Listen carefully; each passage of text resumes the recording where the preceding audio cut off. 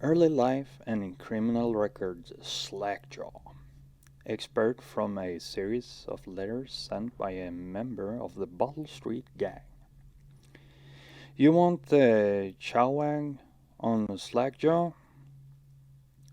What he was like when he was young, before he got his name. Oh, he's got a cool head now. But it weren't always like that in the days before he was boss of the Bottle Street Gang. Time was. Young Slackjaw wasn't such a reasonable man.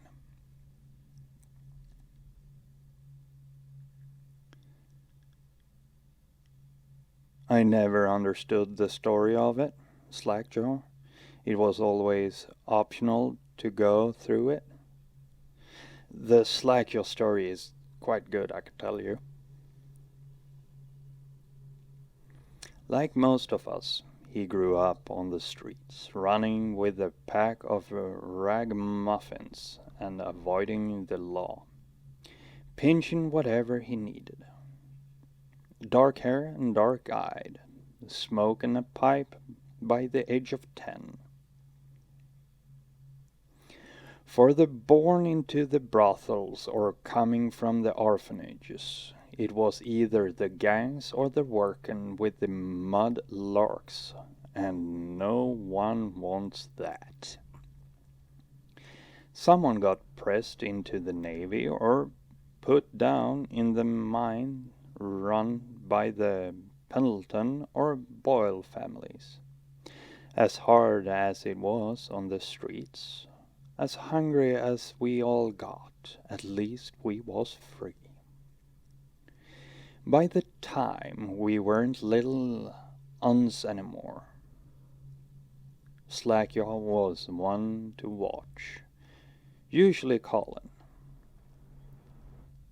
The shots when we took down a farmer's cart or a sidewalk street vendor. He'd come up with a plan, give everyone some part to play, and decide on the split. Most of us just went along, 'cause we learned fast that we made out better like that. More food, more coin, plus none of us want to deal with Slackjaw when he was in rage. He worked on a couple of big jobs with Black Sally across town, and that was enough to get the attention of the other bosses. He wasn't just a street kid anymore. Now he was an up-and-comer, which meant trouble. Another guy who fancied himself as such as Mike the Fish, who was working his way up running the protection racket among the factory women. One fine evening we're all talking in a bawdy show in the theater house. Mike the Fish and his lot are there in the cheap seats too, just down the aisle from us. Mike gets a wild idea. He wasn't big on planning, and throws a heavy ceramic spittoon at Slackjaw. Hits him square in the face and breaks his jaw. We look to see if there is gonna be a blood brawl, but Slackjaw just points at the door and we all leave, with Mike laughing at our backs. Walking up the next day without telling us why, Slackjaw motioned for us all to follow. He still can't say a word, so we just come along. We stopped at Docks and Slackjaw actually pays coin for it. A heavy chain conveyed in hooks. It's for fishing in the deep. something you'd attach to a long line of the side of a ship. It's about 4 feet, made of thick links, and 3 are shark hooks coming off it at different angles. Slackjaw got that thing wrapped around his left arm, dangling at his side. Not sure how he knew where Mike the fish was staying, but when we reached his girl's house, Slackjaw threw a bottle through the window, just like that. It's almost noon. There's a bunch of screaming inside, and Mike pokes his head out, looking wide-eyed and baffled. When he sees Slackjaw out in the street, a look comes over his face that still gives me the williness. Pure murder. Mike comes out the side door bellowing like a blood ox, holding a cleaver, heading straight for Slackjaw.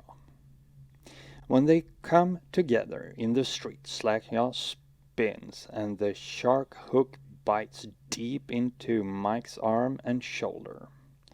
He screams, but Slackjaw holds on to the chain. He's staying there with his jaw broken, clenched tight, with the chain wrapped around his left arm, hooks sunk into Mike the fish, just knifing him as fast as he can. Mike couldn't fight very well, hooked like that, and used his left hand. But he was a big guy, and it took a lot of stabbing before he went to his knees. Everyone was cheering at first, but then we all went quiet. It just kept going and going, until finally it was just Mike the fish blubbering, crying like a baby, and that sound of Slackjaw's knife. When it was over, and here's the brilliant part, Slackjaw took a note and stuck to Mike's face with a nail. It just said, "If you want a job, come to Bottle Street." Slackjaw didn't talk right for a couple of months, but word spread fast. By the end of the year, once we had a sizable gang going, he sent out letters to the other bosses, telling them that he was running a brand new crew over the Bottle Street. Most of them laughed, or beat up the guys who delivered the letters. Green-eyed Trish even came back missing a thumb. But apparently Slackjaw was expecting that kind of reaction and had a backup plan. A few weeks later, 4 of the bosses were dead. Seemed like a series of unfortunate events, but everyone knew better. One shot dead by the watch while standing in the middle of a meat market. Another slipping and falling into the water, out cold.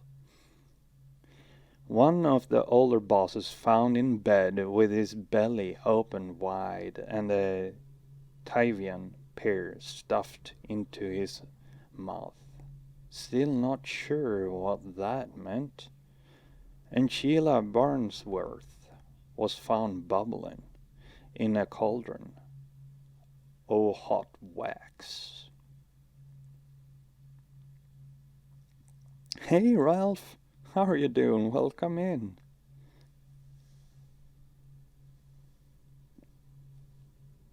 "Welcome, welcome. I hope everything is going good with you."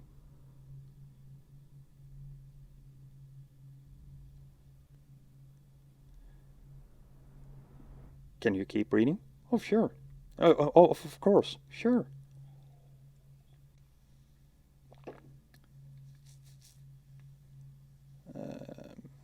Slackjaw sent out another set of letters, offers to the underbosses, telling them they'd be treated fair as peers.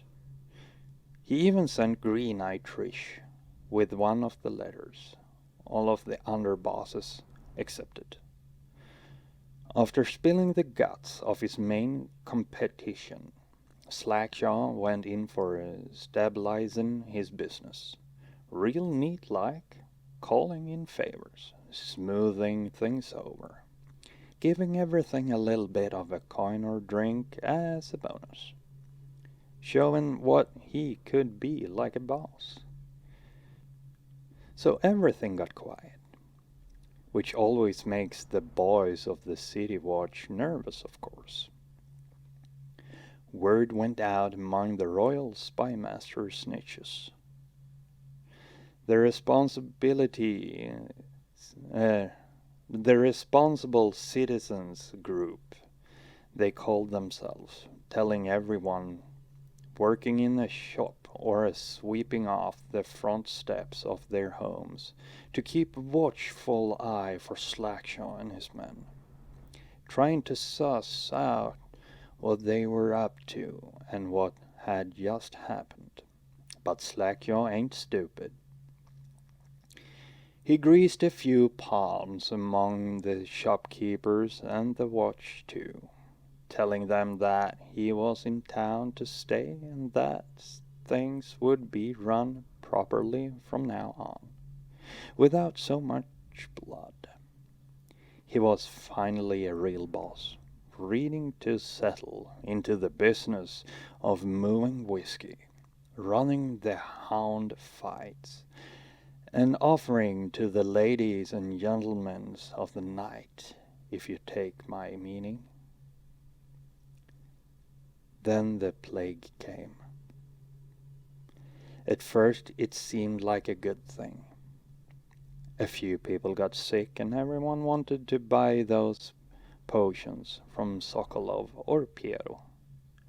Health elixir, or spiritual remedy they call them. Slackjaw told me he saw an opportunity. We already had an old whiskey factory with us still, where we could water the stuff down and sell it discounted. Doing the same with the Sokolov's elixir was a smart plan. Pretty soon everybody in the slum was sick and the business was good. But after a while there were so many people down with plague that everyone got scared. Everybody started acting real nasty, and everything fell apart. When people can't work, they don't have the coin for elixir, watered down or pure. When the Empress died, it seemed like Dunwall would slide into the void. Spymaster Burroughs took over and the watch started using all that new Sokolov technology. Watchtowers, tall boys, and them arc pylons. They put up wall of light across Clevering Boulevard and cracked down hard. But Slackjaw surprised us again. Instead of leaving town on a boat bound for Merle or one of the other isles, they stayed and kept it all together. We get as much elixir to fight off the plague as the City Watch, with their taxes and rations. And that's kept us alive so far. Crowley Ball Street Gang.